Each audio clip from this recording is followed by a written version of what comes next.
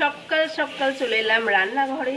তো আমি এখন বানাচ্ছি কচু নাড়া। কচু নাড়া খেতে কে কে ভালোবাসো অবশ্যই কিন্তু কমেন্ট বক্সে আমাকে জানাতে একদমই ভুলবে না। তো দেখো এই হচ্ছে আমার কচু নাড়া।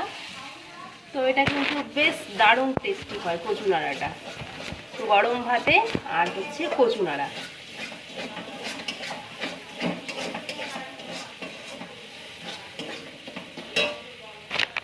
করে দিলে কি হয় বলো তো, এত সুন্দর রোদ দিয়েছে, আমার ওই নিয়ে উঠতে উঠতেই হচ্ছে গিয়ে হয়ে যায় অবস্থা খারাপ। মেলে দাও, দাও না একটু মেলে। চলো দেখি আগে কি করছে, তারপরে হচ্ছে জামা কাপড়গুলো মেলবো। এত ছোট আমাদের পেঁপে গাছটা, ওই জন্য দোতলা থেকে উঠে পেঁপে পাড়তে হচ্ছে। একটা বড় দেখে পারো শুধু, তাহলেই হবে। এই তো এই সাইডে আছে বড়, একটাই নামিও। ব্যাস ব্যাস ব্যাস, আর না না না, এতগুলো লাগবে না বললাম তো, আর তুলবে না, মা এসে বকবে কিন্তু।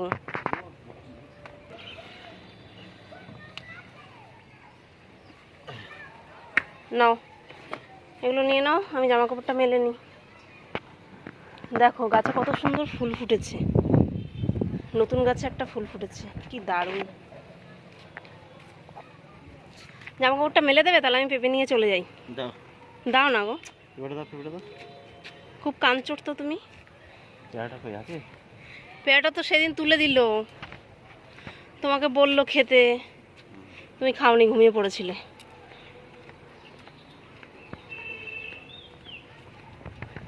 নিচে রাখবে, কাগজের ওপর, না দাগ হয়ে যাবে কিন্তু। তো চলো এখন আমি জামা কাপড়গুলো মেলে নিই, যা রোদ উঠেছে 1 ঘন্টায় মোটামুটি শুকিয়ে যাবে। চলো জামা কাপড় মেলা তো কমপ্লিট হয়ে গেছে, এখন একেবারে গাছের ফুলগুলোকে তুলে নিই।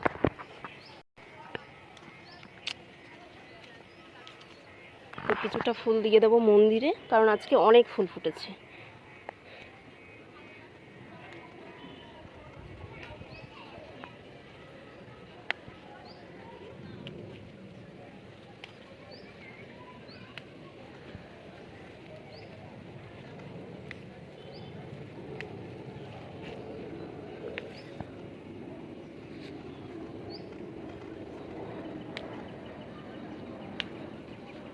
তো চলো এখন হচ্ছে রান্নাটাকে সেরে নিই। তো এখানে কেটে কুটে রেখেছি, মাছের তেল করব, ইলিশ মাছ দিয়ে পেঁপে দিয়ে করব, তাই পেঁপেটাকে নামানো হয়েছে।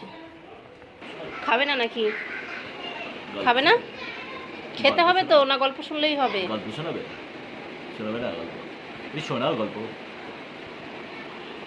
সমুদ্রের একটা সমুদ্রের গল্প, সামুদ্রিক গল্প, খুব ভালো গল্প, আশা করি ভালো লাগবে।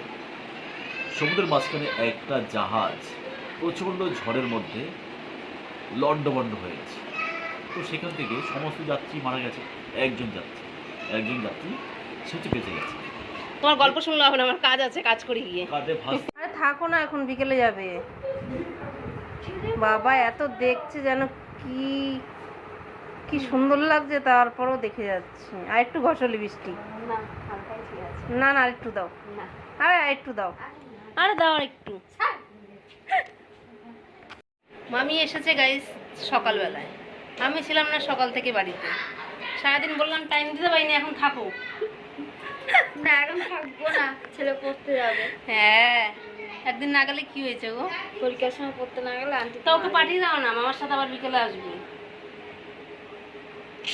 আমি একটা মাদুর দিয়েছি শুতে, মাদুরটারও কোনো মানে কি বলবো, একটু সম্মান করলো না, মাদুরটাতেও শুইল না। এত অপমান আমার মাদুরটারে, অপমানিত করলা, একটু শুইলা না মাদুরটায়। না, মাথা ঠিক। তো গাইস চলো এখন রেডি হয়ে গেছে, যাবে হচ্ছে বাড়িতে।